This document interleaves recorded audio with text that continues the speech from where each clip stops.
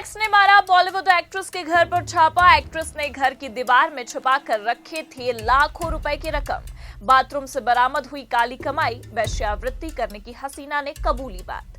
Bollywood industry के star से जुड़े किस्से भी कम फिल्मी नहीं होते हैं और कुछ सितारों के तो ऐसे राज हैं जो जब भी खुलते हैं वो हर किसी को हैरान कर जाते हैं।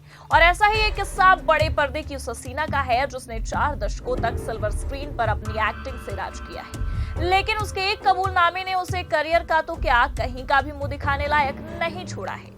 4 PM बॉलीवुड की इस खास रिपोर्ट में हम बात कर रहे हैं 60 के दशक की खूबसूरत एक्ट्रेस माला सिन्हा की।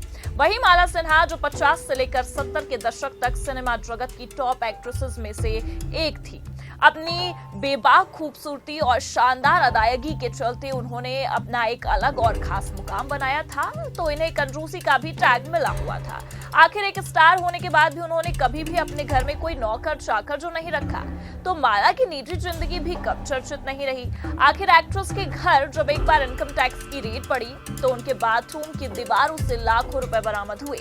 माला से जब कोर्ट में इन पैसों को लेकर सवाल पूछा गया तब उन्होंने एक ऐसा जवाब दिया जिसके बदले उनका करियर पूरी तरह से बर्बाद हो गया। सालों तक इंडस्ट्री में सपोर्टिंग रोल निभाने के बाद 1957 माला की जिंदगी में खूब काम लेकर आया। जब गुरुदत्त साहिब ने माला को उनकी फिल्म प्यासा में मीना घोष का रोल दिया, इसके बाद तो उनकी किस्मत रातों रात चमक गई थी। काम, पैसा और शोहरत सब उनके पास आने लगा था, लेकिन उसी समय वो एक ऐसी गलती कर बैठी जिसकी कीमत उन्हें अपने करियर की कुर्बानी देकर चुकानी पड़ी।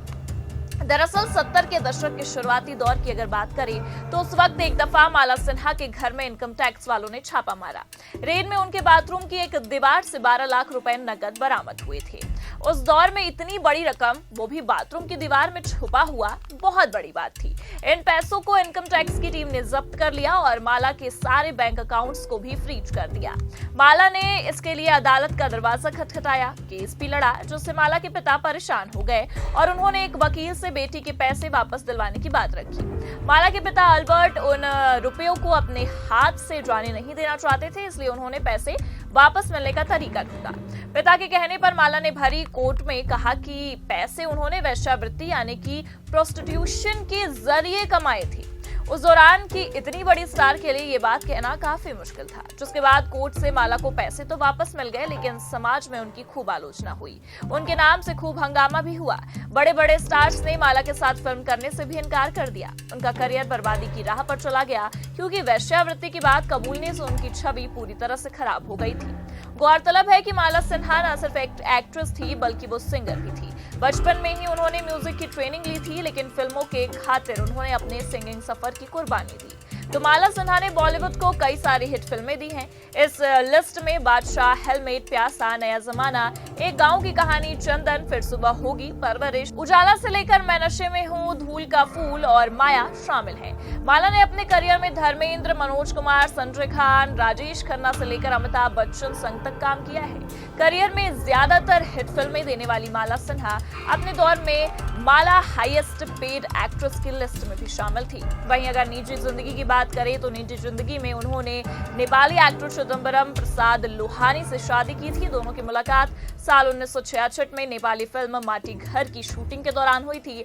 माला सिन्हा और चिदम्बरम की शादी के लिए घर वाले राजी नहीं थे। बताया जाता है कि घर वालों ने माला सिन्हा और चिदम्बरम के सामने शर्त रखी कि एक तो शादी सभी रीति रिवाजों से होगी और दूसरा माला शादी के बाद फिल्मों में काम नहीं करेंगी। दोनों ने शर्तें मान ली और इनकी शादी हो गई। दोनों ने पहले ईसाई फिर हिंदू रीति रिवाजों से कोर्ट मैरिज भी की। इस तरह माला और चिदम्बरम ने एक ही शख्स से 3 बार शादी रचाई।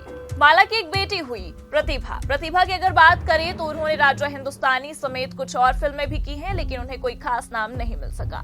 साल 2000 में इंडस्ट्री से दूर हो गई। मीडिया रिपोर्ट्स की अगर माने तो बेटी की लगातार फिल्मों की असफल होने के बाद माला ने किसी इवेंट में अवार्ड्स में शामिल होना भी छोड़ दिया।